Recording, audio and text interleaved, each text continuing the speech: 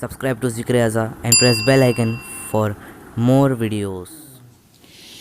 أعوذ بالله من الشيطان اللعين الرجيم بسم الله الرحمن الرحيم الحمد لله رب العالمين والصلاة والسلام على أشرف الأنبياء والمرسلين سيدنا أبي القاسم محمد وعلى أهل بيته الطيبين الطاهرين واللعنة الدائمة على أعدائهم أجمعين أما بعد فقد قال الله تبارك وتعالى في كلامه الحميد وفرقانه المجيد قوله الحق وهو أصدق القائلين بسم الله الرحمن الرحيم هو الذي بعث في الأميين رسولا منهم يتلو عليهم آياته ويزكيهم ويعلمهم الكتاب والحكمة وَإِن كَانُوا مِن قَبْلُ لَفِي ضَلَالٍ مُبِينٍ۔ تمام تعریفیں اس خدائے بزرگ و برتر کے لیے کہ جس کی رحمتوں کے نتیجے میں سانسوں کی آمد و رفت جاری و ساری، اور تمام ہدیہ درود و سلام و نزوات مقدسات کے لیے کہ جن کی برکتوں سے سانسوں میں خوشبو ولایت جاری و ساری۔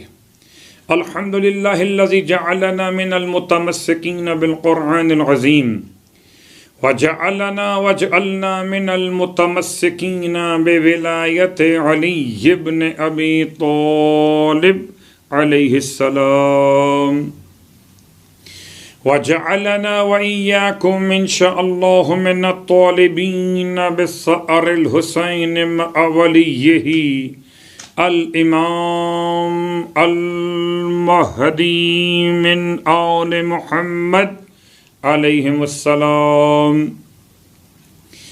اما بعد، شکر پروردگار عالم کے مالک دو جہاں نے لطف و کرم فرما دیا اور ماہ مبارک رمضان کی مسلسل پاک اور پاکیزہ ساعتوں میں اس طریقے سے کہ پھر شب جمعہ نصیب ہو رہی ہے، اور یہ 13ویں شب ماہ مبارک رمضان پروردگار ہم سب کو بار بار نصیب کرے تلاوت قرآن کی اور نماز اور سیام کے ساتھ ساتھ ورع کے اختیار کرنے کی توفیق عطا فرمائے۔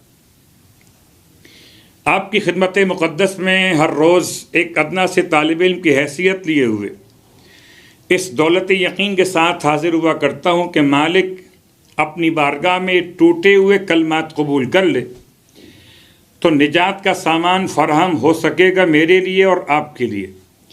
امام بارگاہ علی رضا شارجہ کے ممبر سے جیسے ہر سال آپ کی خدمت میں تفسیر قرآن کے ساتھ کوئی نہ کوئی اور ذکر ہوا کرتا تھا، اس سال آپ کی خدمت میں جیسے کہ روزانہ بیان ہو رہا، خاص تذکرہ تسبیحات اور صلوات رمضانیہ کا۔ تسبیحات کے ذیل میں کل ہم وہاں تک پہنچے جہاں پر پروردگار عالم کی تسبیح بیان کی گئی، اس اعتبار سے کہ پروردگار عالم زمین پر آسمان سے بارش کو نازل کرتا ہے اور تمام تر پتے زمین پر ٹوٹ کر نہیں گرتے مگر اللہ کے علم میں رہتے۔ یہ تھا پیراگراف نمبر 3۔ پیراگراف نمبر 4 سبحان اللہ باری النسم، جس کا آغاز ہے لفظ سبحان اللہ باری النسم سے، اور روزانہ کی طرح یہ وہاں تک مکمل سبحان اللہ رب العالمین۔ اس کے بعد اس پیراگراف میں خاص تسبیح کے جملے استعمال ہوئے، سبحان الذی یعلم ما تحمل کل انثی، پاک ہے اللہ جس کو معلوم ہے کہ جو کچھ کسی مادہ کے پیٹ میں ہے، کسی مادہ کے پیٹ میں جو کچھ بھی ہے وہ خدا جانتا۔ یہ بات یاد رہے کہ آج کے دور میں شاید انسان یہ ٹیکنالوجی حاصل کر چکا، بلکہ کافی ٹائم پہلے کر چکا، کہ الٹرا ساؤنڈ کے اعتبار سے یا ایکس ریز کے اعتبار سے یا دیگر جدید وسائل سے انسان یہ معلوم کرنے پر قادر ہو گیا کہ شکم مادر میں یا مادہ کے پیٹ میں کیا موجود ہے۔ اس میں کوئی شک نہیں کہ آج سے 1400 سال پہلے انسان نہیں جانتا تھا کہ شکم مادر میں آنے والا کیا ہے، بیٹا ہے کہ بیٹی ہے، نہیں جانتا تھا۔ اب جاننے لگا ہے، تو کیا آج کا جان لینا خدا کے علم سے ٹکرا گیا؟ جواب اسی سوال کو لے کر چلتے ہیں آگے، کہ ایک مرتبہ ابن عباس کہتے ہیں کہ امام حسن مجتبیٰ علیہ السلام نے کسی قصاب کو جاتے ہوئے دیکھا کہ وہ قصاب کسی گائے کو ذبح کرنے لے جا رہا تھا۔ امام نے ارشاد فرمایا کہ اس گائے کے شکم کے اندر ایک بچہ موجود ہے۔ اس بچے کی پہچان یہ کہ اس کی پیشانی پر سفید رنگ کا نشان ہے اور اس کی دم کے نچلے حصے پر بھی سفید رنگ موجود ہے، یعنی پوری علامت پیشانی سے لے کر دم تک بتا دی کہ ایک علامت پیشانی پر ہے اور ایک علامت دم کے اوپر۔ کہتے ہیں کہ امام علیہ السلام کے ساتھ اٹھنے بیٹھنے والے کچھ لوگ چلے گئے قصاب کے پیچھے پیچھے، اور جب قصاب نے گائے کو ذبح کر لیا اور اس کے پیٹ کو چاک کیا گیا تو ویسے ہی جیسے امام نے فرمایا تھا، ایک بچہ اس گائے کے پیٹ میں موجود تھا، اور جب اسے نکالا اور صاف کیا گیا تو اس کی پیشانی پر بھی سفید نشان تھا اور اس کی دم کے نچلے حصے پر سفید نشان تھا۔ عجیب بات ہے، آل محمد کے معجزات کو دیکھ کر لوگ خدا کے حوالے سے پریشان ہو جاتے۔ لوگ آئے امام کی خدمت میں، آنے کے بعد کہتے ہیں مولا سے کہ یہ تو اللہ کی طرف سے خاص علم ہے کہ پیٹ میں کیا ہے۔ سورہ لقمان کی آیات کا حوالہ دیا گیا، ان اللہ عندہ علم الساعۃ، اس کا آغاز ہے کہ اللہ کے پاس ہے تمام تر قیامت کا علم، اور وہ جانتا ہے یعلم ما فی الارحام، کہ شکم مادر میں ماؤں کے پیٹ میں کیا کچھ موجود ہے۔ امام ارشاد فرماتے کہ پروردگار نے یہ علم نہ انبیاء کو عطا کیا نہ فرشتگان کو عطا کیا، مگر اس علم سے متصف کیا محمد و آل محمد کو۔ گویا بات کو دہرا دوں کہ دو کیفیات ہیں، ایک تو یہ کہ امام علیہ السلام کا بتا دینا اس بات کا اعلان تھا کہ جس زمانے میں لوگ الف سے بے نہیں جانتے تھے، اس زمانے میں بھی آل محمد اس معیار علم پر تھے کہ دور سے جاتی ہوئی گائے کو دیکھ کے بتا دیا کہ اس کے پیٹ میں ایک بچہ ہے، اور صرف بچہ نہیں بتایا بلکہ بچے کی نشانیاں بھی بتا دی۔ اللہ اکبر! اب تو انسان پہچان لے کہ جو حیوانات کے شکم کے اندر بتا سکتا ہو کہ پیشانی پر کیا ہے اور آخری حصے پر کیا ہے، تو وہ تمہارے مقدر کیوں نہ بتا دے گا کہ آنے والا مومن آنے والا ہے یا آنے والا غیر مومن آنے والا۔ اس اعتبار سے امام علیہ السلام کی بارگاہ سے اس سوال کا جواب بھی آ گیا کہ برحال خدا نے تمام کائنات کو مسخر کر دیا انسان کے لیے، تو انسان جیسے جیسے علم کی منزلیں آگے طے کر رہا ہے، وہ یہ نہ سمجھے کہ وہ کائنات کو مسخر کر رہا ہے، بلکہ وہ یہ سمجھے کہ اپنی جہالت کو ختم کر کے خدا کے مسخر کیے ہوئے کائنات کے تمام مخلوقات میں اپنے علم کے پردے اٹھا رہا۔ تو یہاں پر تسبیح کا جملہ ہے پروردگار پاک ہے، اور ایسا پاک یعلم ما تحمل کل انثی، جو جانتا ہے کہ کسی مادہ کے پیٹ میں کیا موجود ہے، وما تغیض الارحام وما تزداد، اور جو کچھ ماؤں کے رحموں میں ہے اور جو کچھ بڑھتا اور کم ہوتا ہے۔ اور یہ تو آپ جانتے ہیں کہ کبھی کبھار ایسا ہو جاتا ہے کہ شکم مادر میں بچہ سوکھنے لگتا ہے، اور کبھی ایسا ہوتا ہے کہ سوکھتا نہیں ہے بلکہ نارمل انداز سے بچہ بڑھ رہا ہوتا ہے کہ اب اتنا اس کا وزن ہو گیا، اب اتنا اس کا سائز ہو گیا، 3 مہینے ہو گئے، 7 مہینے ہو گئے یا 6 مہینے ہو گئے۔ خدا جانتا ہے کہ شکم مادر میں ایک تو کیا موجود ہے اور کتنا چھوٹا اور کتنا بڑا، یعنی کتنا آگے بڑھ رہا ہے یا کتنا کم ہو گیا۔ وَكُلُّ شَيْءٍ عِندَهُ بِمِقْدَارٍ عَالِمُ الْغَيْبِ، اور وہ اس کا اندازہ رکھتا ہے، جو کچھ بڑھتا ہے اس کا اندازہ اسے۔ عالم الغیب والشہادت، وہ ہر کھلی ہوئی چیز کا جاننے والا اور ہر پوشیدہ چیز کا جاننے والا۔ المتعال الکبیر المتعال، پروردگار بزرگ تر ہے اور بلند تر ہے، الکبیر المتعال۔ سواء منکم من اسر القول ومن جہر، تم میں سے کوئی راز کی بات کرے یا کھول کر بات کرے، پروردگار تمام کو جانتا ہے۔ ومن ہوا مستخف باللیل، اور جو رات کو چھپ کر چلے اسے بھی جانتا ہے۔ وسارب بالنہار، جو دن کے وقت چلے اس کو بھی جانتا ہے۔ لہو معقبات من بین یدیہ، اور ہر ایک کے آگے اور پیچھے کچھ پیکر قرار دیے اس نے، جو خدا کے علم کے مطابق، خدا کے حکم کے مطابق اس کی کرتے ہیں حفاظت۔ لہو معقبات من بین یدیہ ومن خلفہ یحفظونہ، یہ اس انسان کی حفاظت کر رہے ہیں، من امر اللہ، اللہ کے امر کے ساتھ۔ سبحان اللہ الذی یمیت الاحیاء، پاک ہے پروردگار عالم جو زندوں کو موت دیتا ہے، وَيُحْيِي الْمَوْتَى، اور مردوں کو زندگی عطا کرتا ہے، وَيَعْلَمُ مَا تَنْقُصُ الْأَرْضُ مِنْهُمْ، اور وہ جانتا ہے زمین ان میں جو کمی کرتی، کتنے لوگ زمین کے اوپر اور کتنے لوگ زمین کے اندر پوشیدہ ہو جاتے ہیں، یعنی انتقال کے بعد تدفین ہو جانا، گویا کہ زمین کے اوپر سے زمین کے اندر منتقل ہو جانا۔ وَيَعْلَمُ مَا تَنْقُصُ الْأَرْضُ مِنْهُمْ، اور وہ جانتا ہے کہ زمین ان میں سے کتنوں کو کم کر چکی، یا بألفاظ دیگر زمین کھا گئی آسماں کیسے کیسے، جو کل چلتے تھے زمین کی پیٹ پر، زمین کے شکم پر اکڑ کر، آج وہ زمین کے اندر اس طرح سے ہیں کہ ان کا نام و نشان باقی نہ رہا۔ وَيُقَرُّ فِي الْأَرْحَامِ، اور جو چاہتا ہے وقت مقررہ تک کے لیے رحموں میں قرار دیتا ہے۔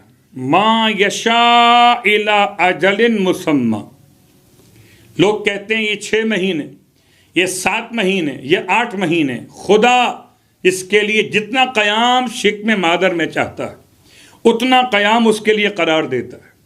یعنی یہ نہ تو طبیب کے ہاتھ میں ہے، نہ تمہاری احتیاط کے ہاتھ میں ہے، نہ تمہاری غذا کے عنوان میں ہے، نہ تمہاری دوا کے عنوان میں ہے، یہ خدا کے اختیار میں ہے کہ کون کتنا مہینہ شکم مادر میں رہے گا۔ اللہ اکبر، کوئی 9 مہینے رہ کر بھی منزل کمال نہ پا سکا، اور کوئی 6 مہینے رہ کر یا یحییٰ بن گیا یا حسین بن گیا۔ یہ خدا جانتا ہے کہ شکم مادر میں کون کتنا قیام کرنے والا۔ یہ تو بات تھی تسبیحات رمضانیہ سے ایک عنوان لیتے ہوئے۔ اب آئیے درود اور صلوات رمضانیہ۔ کل آپ کی خدمت میں جناب سیدہ فاطمۃ الزہرا سلام اللہ علیہا کے عنوان سے درود پیش کیا تھا۔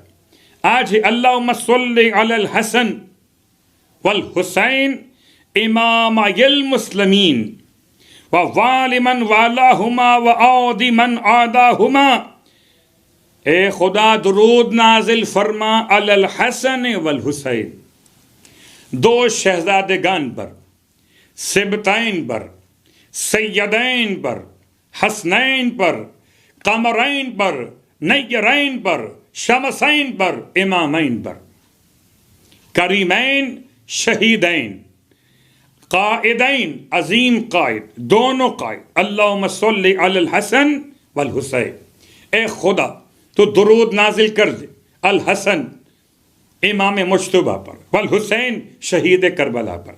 یہ کون ہیں دونوں؟ امامای المسلمین۔ یہ مت سمجھے کہ شیعوں کے امام ہیں، یہ مسلمانوں کے امام ہیں۔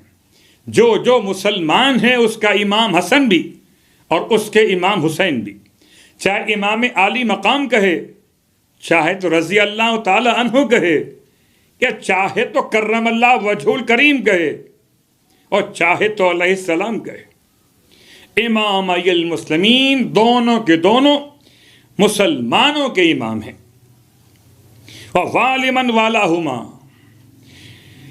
اور اے پروردگار تو دوستی رکھ ان سے جو ان دونوں سے دوستی رکھے۔ عجیب امتحان ہے، کبھی کہا گیا مولا کائنات کے لیے کہ جو ان سے دوستی رکھے، تو ان سے دوستی رکھ۔ کبھی کہا گیا جنت کے جوانوں کے سرداروں کے لیے کہ جو ان سے دوستی رکھے تو ان سے دوستی رکھ۔ میں ایک جملہ کہا کرتا ہوں، غور کیجئے، کینیڈا امریکہ میں، یورپ کے کسی ملک میں، کسی بہت بڑے کامیاب معاشی ماحول رکھنے والے کسی ملک میں اگر آپ کے تعلقات پیدا ہو جائیں وہاں کے صدر سے، وہاں کے وزیر اعظم سے، وہاں کے آرمی چیف سے، تو آپ کیا خیال کرتے ہوں گے کہ وہ فلاں جو سب سے بڑا ملک ہے، سب سے کامیاب ملک ہے، جہاں امن بھی ہے اور پیسہ بھی ہے، زندگی کی تمام آسائشیں موجود ہیں، وہاں کا جو صدر ہے وہ میرا دوست بن گیا۔ اللہ اکبر۔ اگر دنیا کے تمام تر کامیاب ترین ممالک کے صدور کی دوستی آپ کو کوئی فائدہ پہنچا سکتی ہو تو کیا کہنا کہ سب نے جانا تو وہیں پر ہے۔ یہ دنیا کب تک رہے گی؟ اور جو جنت کے جوانوں کے سردار ہیں، اگر دوستی سرداروں سے ہو جائے تو پھر جنت میں جانا یقینی ہو جائے گا۔ اور کتنا خوش نصیب ہوگا کہ جس کے دوستی دونوں سرداروں سے ہو۔ یا یہ اشارہ کر دیا کہ حسن کے مقابلے پر جو آئے اس کو پہچان لینا، حسن کی دوستی خدا کی دوستی، جو حسین کے مقابلے پر آئے اسے پہچان لینا کہ حسین کی دوستی اللہ کی دوستی۔ وَعَادِ مَنْ عَادَاهُمَا، اور جو ان دونوں سے دشمنی اختیار کرے تو ان کو اپنا دشمن قرار دے۔ وَالضَّاعِفِ الْعَذَابَ عَلَى مَنْ شَرِكَ فِي دِمَائِهِمَا، اور اے خدا عذاب کو دگنا کر دے، بڑھا دے ہر اس شخص کے لیے کہ جو ان دونوں شہزادوں کے خون بہانے میں شریک ہو گیا۔ اسی اعتبار سے لفظ لعن کا استعمال کہ پروردگار لعن اللہ امتن، اس گروہ پر خدا کی لعنت ہو جس نے آل محمد کو قتل کیا۔ آئیے بات کو یہاں روکتے ہوئے باقی باتیں انشاءاللہ آنے والے کل کے درس میں، شب جمعہ، شب توبہ، شب رحمت، شب مغفرت، شب برکت اور ماہ مبارکہ رمضان کے دوسرے عشرے کی شب جمعہ۔ اسی شب جمعہ کے اعتبار سے ہم آپ کی خدمت میں سورہ مبارکہ جمعہ کی تفسیر روز پیش کر رہے۔ آیت نمبر 2، سورہ مبارکہ الجمعہ کی آیت نمبر 2۔ هو الذی بعث فی الامیین رسولا منہم یتلو علیہم آیاتہ ویزکیہم ویعلمہم الکتاب والحکمہ وَإِن كَانُوا مِن قَبْلُ لَفِي ضَلَالٍ مُبِينٍ۔ آیت کا ترجمہ آسان لفظوں میں، وہی پروردگار جس کے لیے تمام زمین و آسمان کی موجودات تسبیح کر رہی، اس کی پاکیزگی بیان کر رہی، وہ پروردگار عالم جو مالک بھی ہے اور قدوس بھی ہے، عزیز بھی ہے اور حکیم بھی ہے، اس پروردگار نے ہی مبعوث کر دیا ہے اپنے بادشاہ ہونے کی حیثیت میں، اپنے قدوس ہونے کی حیثیت میں، اپنے عزیز ہونے کی حیثیت میں، اپنے حکیم ہونے کی حیثیت میں۔ اب اگر خدا مالک ہے تو جس کو بنائے گا اسے ملکیت کا اختیار دے گا۔ اب اگر خدا قدوس ہے تو جس کو بنائے گا اسے تقدیس تو عطا کرے گا۔ اب اگر خدا عزیز ہے تو جسے بنائے گا اسے صاحب عزت تو قرار دے گا. اب اگر خدا حکیم ہے تو جسے بنائے گا اس کے ہر ایک عمل میں حکمت کو ڈال دے گا. وَالَّذِي بَعَثَ فِي الْأُمِّيِّينَ، وہی تو پروردگار ہے جس نے مبعوث کیا امیین میں رسول کو، منہم جو ان میں سے تھے، یتلو علیہم آیاتہ جو ان کے سامنے اس کی آیات کی تلاوت کرتے تھے، وَيُزَكِّيهِمْ وَيُعَلِّمُهُمُ الْكِتَابَ وَالْحِکْمَةَ اور ان کے نفوس کو پاک کرتے تھے اور انہیں کتاب اور حکمت کی تعلیم دیتے تھے. اگرچہ وہ اس نبی کے آنے سے پہلے کھلی ہوئی گمراہی میں تھے. آئیے اس میں نکات پہ غور کریں. پہلا مسئلہ جس کی وضاحت چاہیے، لفظ امی. امی کے معنی کیا ہے؟ امی کسے کہتے ہیں؟ تو امی کہتے ہیں اسے کہ جو نہ تو کتاب لکھ سکتا ہو، نہ تو لکھ سکتا ہو اور نہ پڑھ سکتا ہو. نہ کتاب لکھ سکتا ہے نہ کتاب پڑھ سکتا ہے.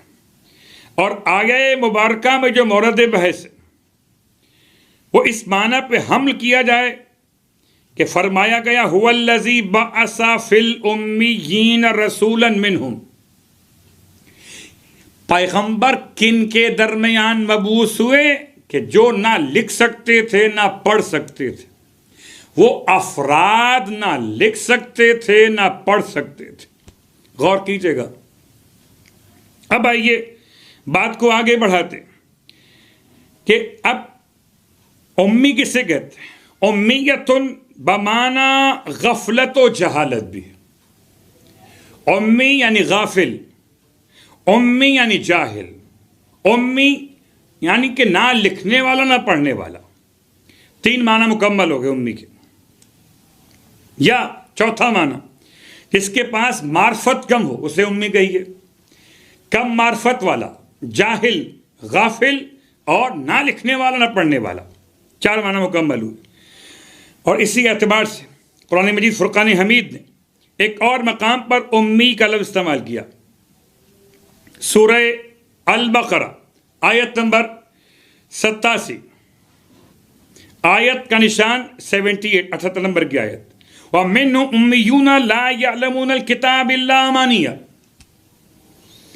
وَإِنْهُمْ إِلَّا يَظُنُّونَ، اور ان میں ہیں ایسے امی جو نہیں جانتے کتاب کے علم کو، الا امانیہ، بس اپنی خواہشات اور تمناؤں کے لحاظ سے جو سمجھ میں آتا ہے، جو پسند آتا ہے اسے کتاب کا نام لے کر آگے بڑھا دیتے ہیں. وَإِنْهُمْ إِلَّا يَظُنُّونَ، وہ سوائے اپنے گمان کے اور کچھ نہیں رکھتے.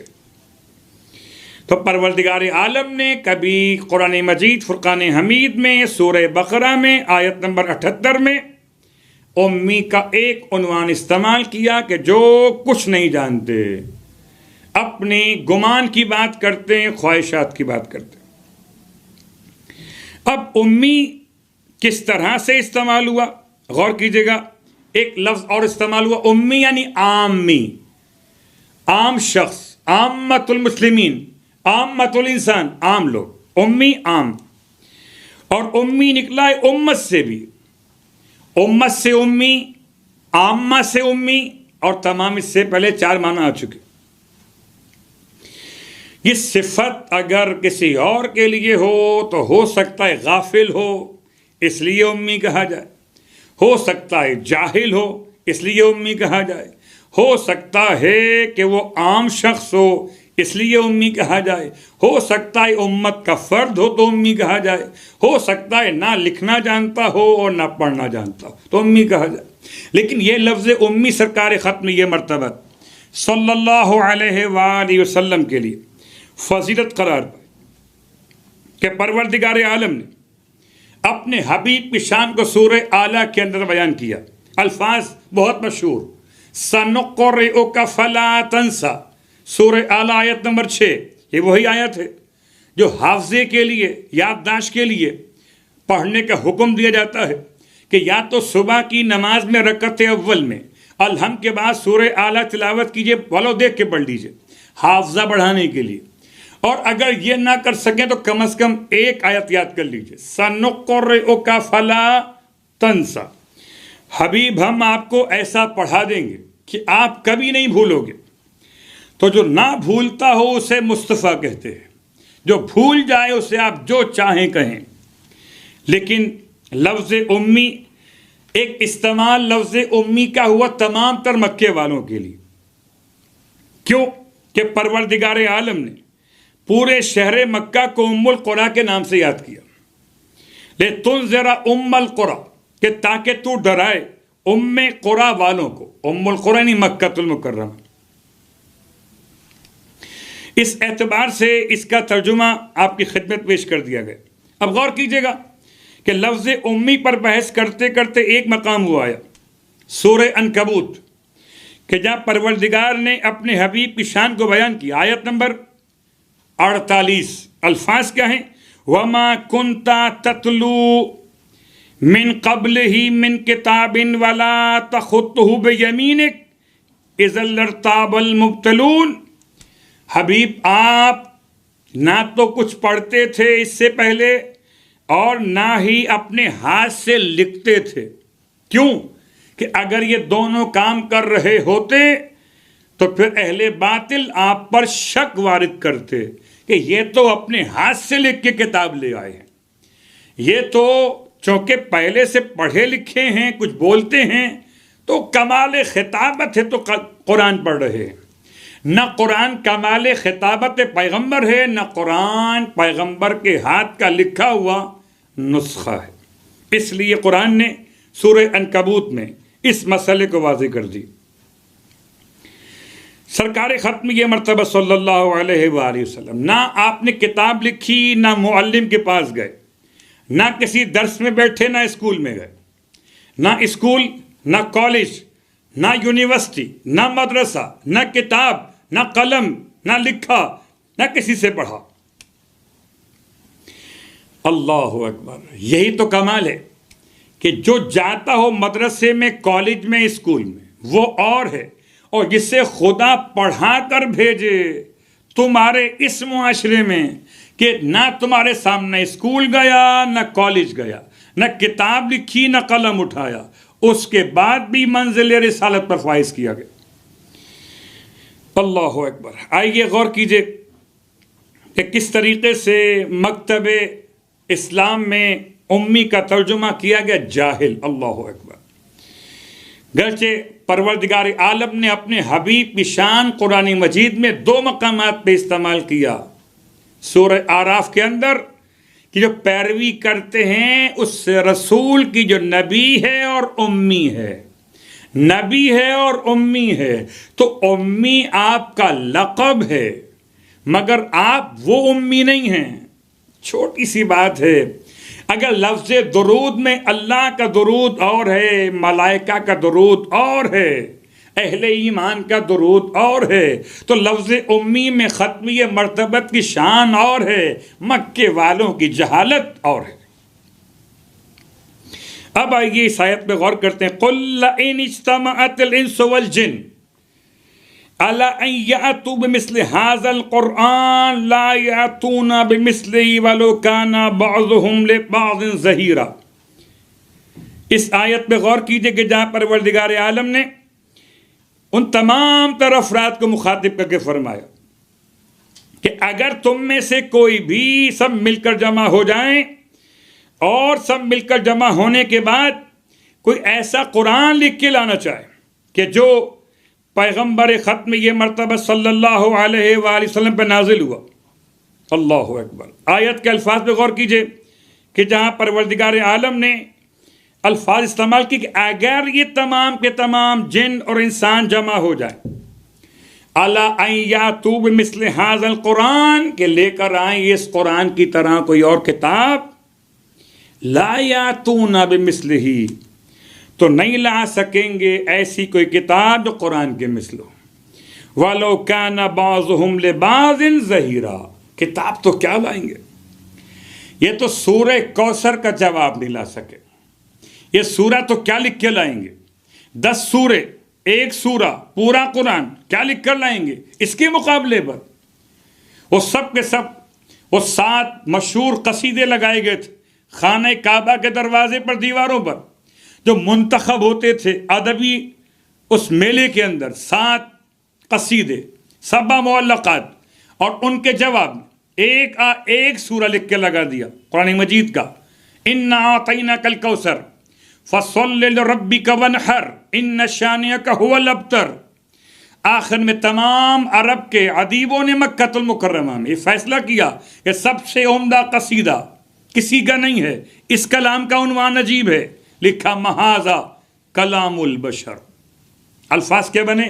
اِنَّا أَعْطَيْنَاكَ الْكَوْثَرَ فَصَلِّ لِرَبِّكَ وَانْحَرْ إِنَّ شَانِئَكَ هُوَ الْأَبْتَرُ مَا هَذَا إِلَّا کلام البشر، یا ما هذا کلام البشر، یہ ایک بشر کا کلام ہی نہیں ہے۔ اسی اعتبار سورہ مبارکہ شعراء کے اندر الفاظ استعمال وَلَوْ أَنزَلْنَاهُ عَلَى بَعْضِ الْأَعْجَمِيِّينَ فَقَرَأَهُ عَلَيْهِمْ مَا كَانُوا بِهِ مُؤْمِنِينَ۔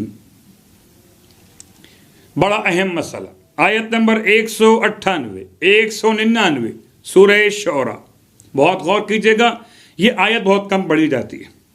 وَلَوْ أَنزَلْنَاهُ وَلَوْ نَزَّلْنَاهُ، اگر ہم اس قرآن کو اتار دیتے، وَلَوْ نَزَّلْنَاهُ عَلَى بَعْضِ الْأَعْجَمِيِّينَ، بعض اجمیوں پر، اجمی کسے کہتے ہیں؟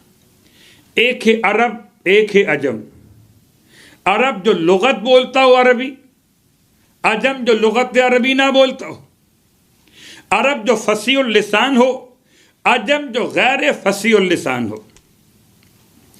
الفاظ کیا ہیں؟ وَلَوْ نَزَّلْنَاهُ عَلَى بَعْضِ الْأَعْجَمِيِّينَ، اگر ہم اس قرآن کو اتار دیتے کسی غیر عربی پر، کسی غیر فصیح اللسان پر، فَقَرَأَهُ عَلَيْهِمْ، اور وہ غیر عربی یا عجمی ان کے سامنے یہ قرآن پڑھتا، مَا كَانُوا بِهِ مُؤْمِنِينَ، تو یہ کبھی اس کی بات سن کر ایمان لانے والے نہ تھے۔ اللہ اکبر۔ غور کیجئے گا اس اعتبار سے کہ ایک عجم و ایک عرب، آپ کی خدمت میں حدیث رئیس مذہب حقہ امام جعفر صادق علیہ الصلوۃ والسلام ارشاد فرماتے ہیں، لو انزل القرآن علی العجم ما آمنت بہ العرب، اگر یہ قرآن کسی غیر عرب پر آتا، عجمی شخص پر، تو عرب کبھی ایمان لے کر نہیں آتے۔ وَقَدْ نَزَلَ عَلَى الْعَرَبِ فَآمَنَتْ بِهِ الْعَجَمُ، در حالانکہ یہ قرآن ایک عرب پر آیا تو عجم اس پر ایمان لے آئے۔ فَهَذِهِ فَضِيلَةُ الْعَجَمِ، امام فرماتے ہیں یہ ہے فضیلت کس کی؟ عجم کی۔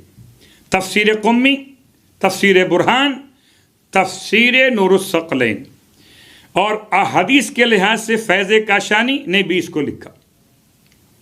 پھر دہراتا ہوں امام کے الفاظ کو، لو انزل القرآن علی العجم، اگر قرآن کسی عجمی پر نازل کر دیا جاتا، ما آمنت بہ العرب، ارے جو کسی ایسے شخص کو برداشت نہ کریں جو فارس سے آیا ہو، جو اپنے درمیان کسی کالے کو برداشت نہ کریں، جو بلال حبشی ہو اس کی اذان پہ نقطہ چینی کریں، جو پوچھیں سلمان سے کہ تمہارا حسب و نسب کیا ہے، وہ بھلا کیسے قبول کرتا؟ امام کے الفاظ قرآن کی آیت کے ذیل میں، قرآن سورہ شعراء میں کہہ چکا، امام کے الفاظ سن لیجیے کہ اگر یہ قرآن کسی عجمی پر اتار دیا جاتا تو عرب کبھی ایمان لے کر نہیں آتا، جبکہ یہ قرآن ایک عربی بولنے والے شخص پہ اتارا گیا تو عجم اس پر ایمان لے آئے، یہ فضیلت عجم ہے۔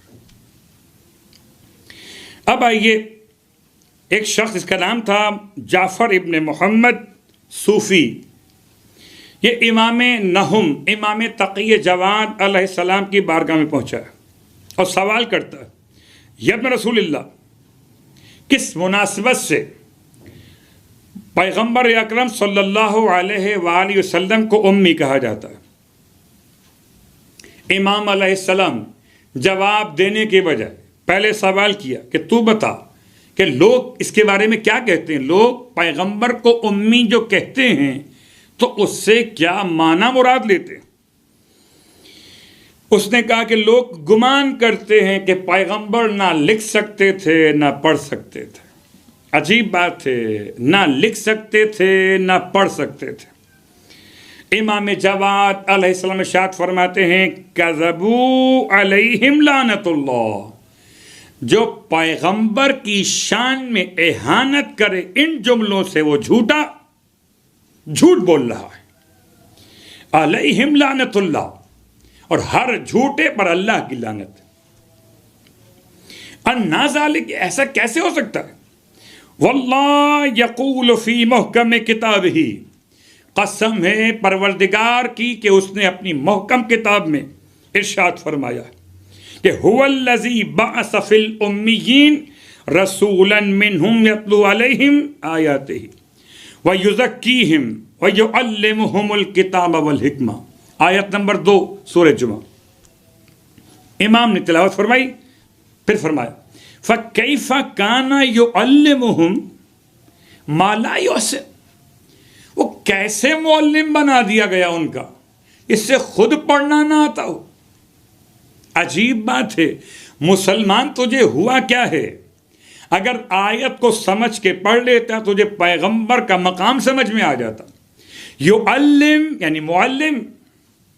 वल्लाहि लक़द कान रसूलुल्लाह सल्लल्लाहु अलैहि वआलैहि, इमाम कहते हैं कसम है अल्लाह की ज़ात की कि बातहक़ीक़ अल्लाह के हबीब सल्लल्लाहु अलैहि वआलैहि यक़रा व यक्तुब, पढ़ते भी थे और लिखते भी थे, बिइस्नैन व सबईन, 72 जुबानों में। अल्लाहु अकबर। औ क़ाल, या रावी की तरदीद है, बिसलासतिन व सबईन लिसानन, या 73 जुबानों के अंदर। 72 जुबान एक रिवायत रावी का इश्तबा, या 73 जुबान। व इन्नमा सुम्मियल उम्मी लिअन्नहु काना मिन अहलिल मक्का, उन्हें उम्मी इसलिए कहा गया कि वो मक्के के रहने वाले थे। व मक्का तो मिन उम्महातिल कुरा, और मक्का करियों की माओं में से एक माँ है। व ज़ालिका क़ौलुल्लाह अज़्ज़ा व जल्ला, और इसी बुनियाद पर अल्लाह का फरमान है लितुन्ज़िरा उम्मल कुरा व मन हौलहा, और ताकि तू डराए उनको जो मक्के में रहते हैं और मक्के के अतराफ में रहते हैं। आयत आपकी खिदमत में, रिवायत आपकी खिदमत में। आज की हद तक बात को यहाँ मुकम्मल करते हुए कि कैसे मुमकिन है, और इशारा आपकी खिदमत में कर दूँ कि इमाम हसन अस्करी अलैहिस्सलातु वस्सलाम की बारगाह मुक़द्दस में अबू हाशिम जाफरी इस तरह से पहुँचे कि इमाम हसन अस्करी अलैहिस्सलाम किसी के लिए ख़त तहरीर कर रहे थे। इमाम अलैहिस्सलाम ख़त लिखते रहे यहाँ तक कि अज़ान का वक्त हो गया। अबू हाशिम कहते हैं इमाम नमाज के लिए उठ गए, मगर अजीब बात पेश आई कि इमाम तो नमाज के लिए क़याम कर रहे थे और कलम अपनी जगह इमाम के ख़त को मुकम्मल कर रहा था। जिसका 11वां भी लिखता हो वो खुद पैगंबर क्या ना लिखते होंगे। अल्लाह अकबर।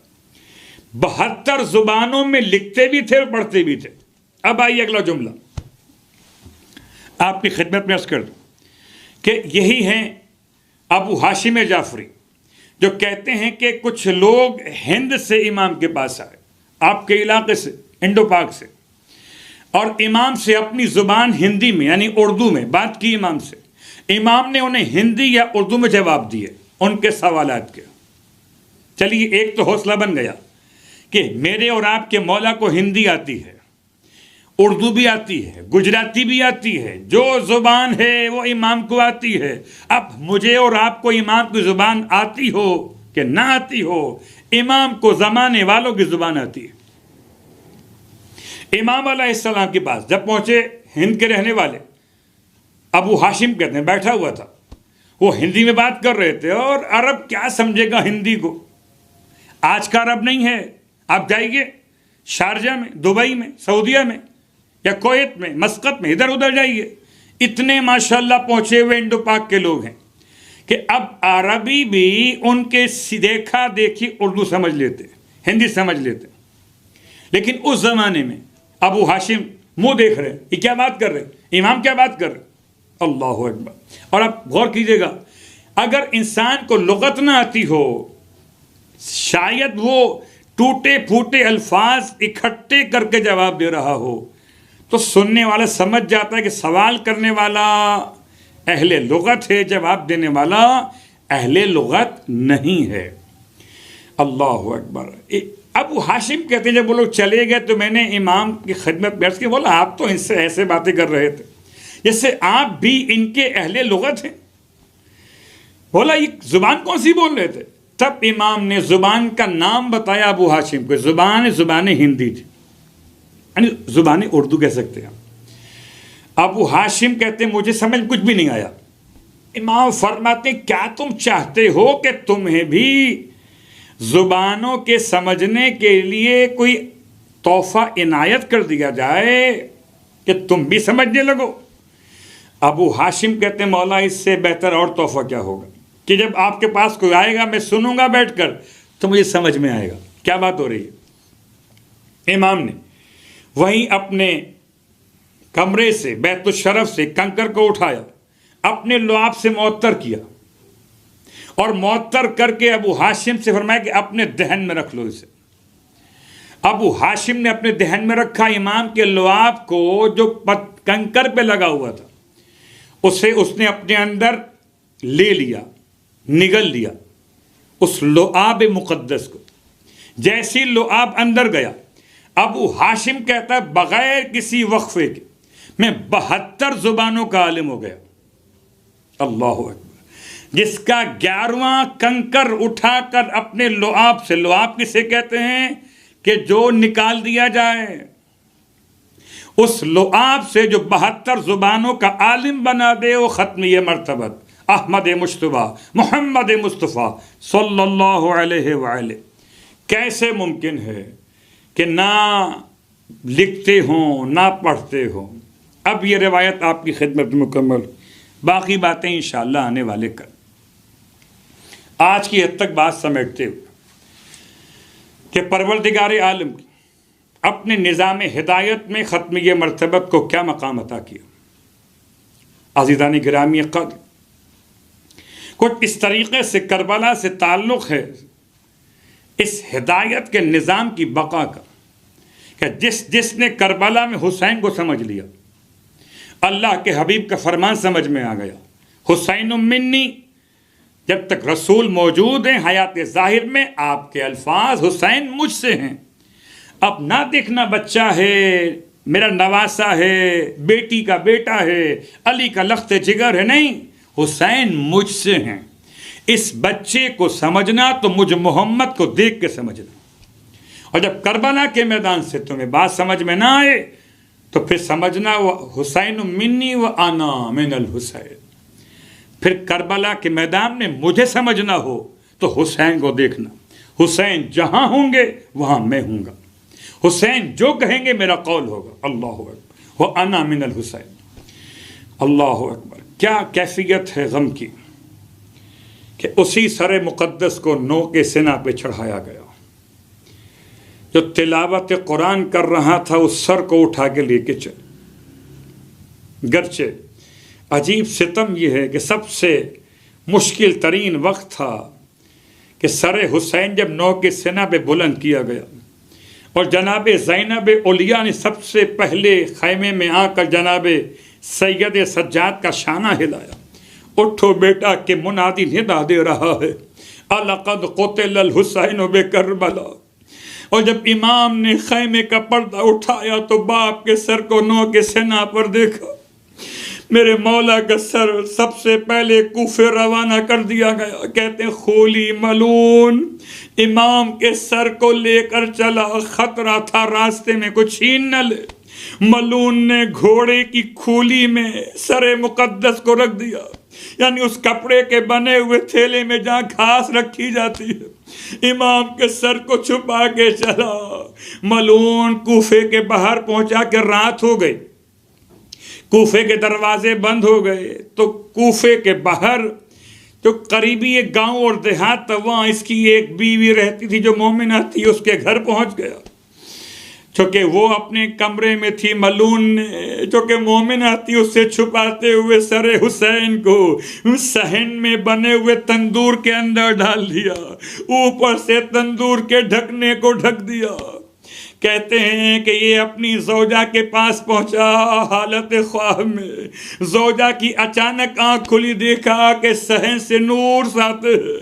اب جو نکل کے باہر آئی، دیکھا آسمان سے ہماریاں اتر رہی ہیں، ایک ہماری سے سفید ریشے دراز لیے ہوئے، سر سے امامہ اتارے ہوئے، گریا کرتے ہوئے، اللہ کے حبیب ایک ہماری سے جناب خدیجہ طاہرہ، ایک ہماری سے ارے وہ بی بی نظر آئی آتی ہوئی جس نے کبھی دیوار کا سہارا لیا، کبھی اپنے پہلو پر ہاتھ رکھا، تندور کے ڈھکن کو ہٹایا گیا، سر حسین کو نکالا گیا، ایک ایک کر کے تینوں نے گود میں لیا، واہ حسینہ، کبھی سر حسین، فاطمہ زہرا کی آغوش میں، اماں میرے بیٹے کا قصور کیا تھا؟ ارے بابا بتائیے میرے لال کو اس طرح کی